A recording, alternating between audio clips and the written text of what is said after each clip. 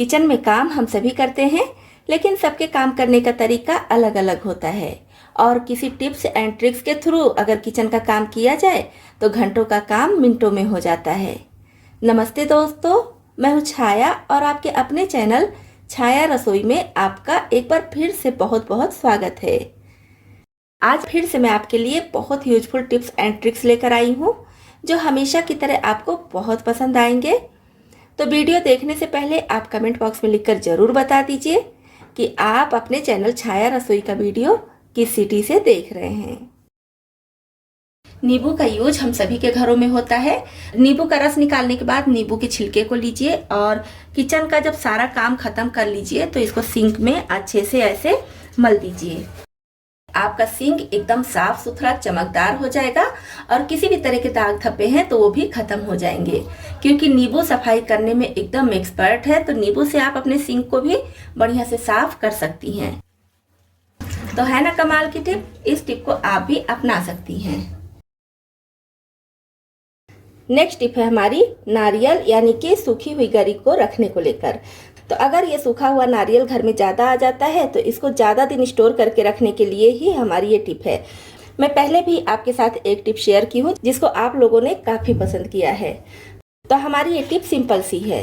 तो जब भी आपके घर में ज़्यादा गरी आ जाए तो इसको कुछ नहीं करना है, बस किसी कंटेनर में या फिर पॉलीथीन में ही बांध कर रख सकती हैं। अब इस कंटेनर को हम रखेंगे फ्रिज में। तो फ्रिज में आप इस गरी को चाहे तो सालों स्टोर करके रख लीजिए, खराब नहीं होगा। तो है ना कमाल की टिप।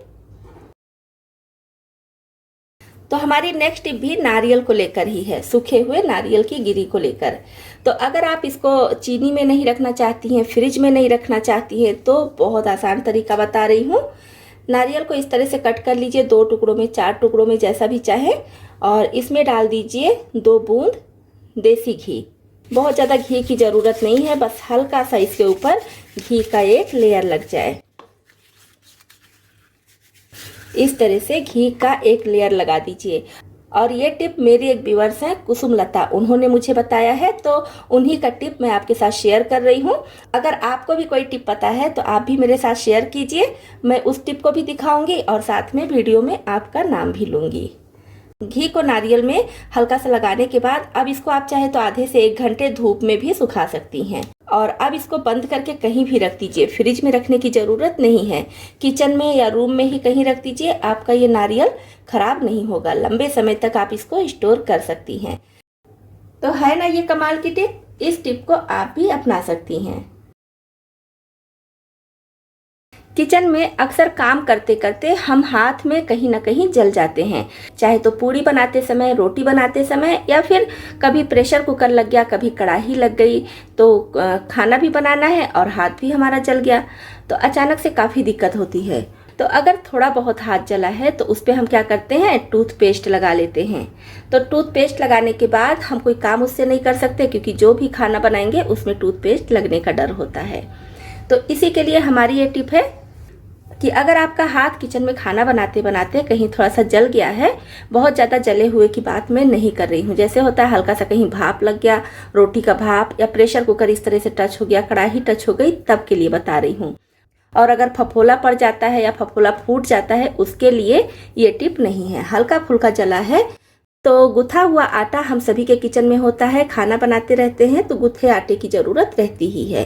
तो जहाँ भी आप जले हैं वहाँ पर इस तरह से आटा लगा लीजिए अच्छे से। इस तरह से गुथा हुआ आटा थोड़ा सा फैलाकर ऐसे लगा लीजिए जहाँ भी जली हैं। तो आटा लगाने से जलन कम होगी, काफ़ी ठंडक मिलेगी और बाद में फिर छाला पड़ने का भी डर नहीं होगा। नहीं तो फिर उंगली में कहीं जल गई हैं तो उंगली में भी इस तरह से इसको लगा सकती हैं। हल्का फुल्का जला है, आटा लगा हुआ है, तो आप बाकी का खाना आसानी से बना सकती हैं, कोई भी दिक्कत नहीं होगी।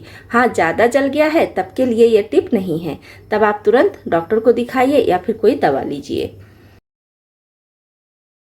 अब इस तरह का तार वाला स्क्रबर हम सभी के घरों में होता है। तो इसको जब हम ग्रीन स्क्रबर के साथ रखते हैं या फिर साबुन के साथ रखते हैं तो इसमें ढेर सारा साबुन लग जाता है और यूज करते करते इसका ये तार भी निकलने लगता है, जो हाथ में चुभने का डर होता है। तो हमारी टिप इसी के लिए है। तो कोई पानी का बॉटल लेंगे, मैं छोटा सा बॉटल ले रही हूँ, आप बड़ा भी ले सकते हैं। यहाँ से इसको कट कर लेंगे। आप चाहे तो चाकू गरम करके कट कर लीजिए, चाहे तो कैंची से। तो ये भाग हमें नहीं चाहिए, हमें ये वाला भाग चाहिए। अब ये ढक्कन में ऐसे छेद कर लेंगे, 2 जगह छेद कर लेंगे। चाकू गरम करके करेंगे तो बहुत आसानी से छेद हो जाएगा। ये देखिए। अब इसमें सुई डालेंगे, एक छेद में पहले सुई डालेंगे ऐसे, और स्क्रबर में ऐसे इस तरह से सुई डालेंगे। अब इसको अच्छे से इसमें सेट करेंगे और इधर से धागा पकड़े रहेंगे ताकि ये निकले नहीं। फिर से एक जगह स्क्रबर में इस तरह से सुई डालेंगे और जो दूसरा छेद हम किए हैं उसमें से सुई को बाहर निकाल लेंगे।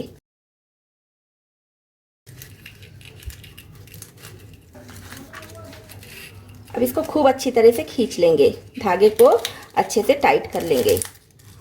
यहाँ पर नॉट लगा देंगे, इस तरह से 2 नॉट लगा देंगे। मैं यहाँ पर पतला धागा ली हूँ, आप मोटा धागा लीजिएगा तो और अच्छा रहेगा।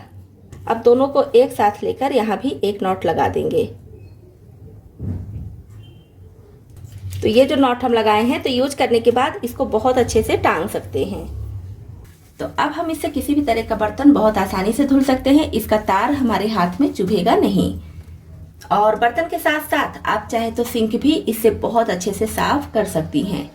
तो यूज करने के बाद इसको सिंक के पास ही कहीं ऐसे हैंग कर दीजिए तो सारा पानी भी निकल जाएगा, स्क्रबर सूख जाएगा और इसमें साबुन वगैरह भी नहीं लगेगा, जिससे आपका स्क्रबर बहुत लंबे समय तक चलेगा।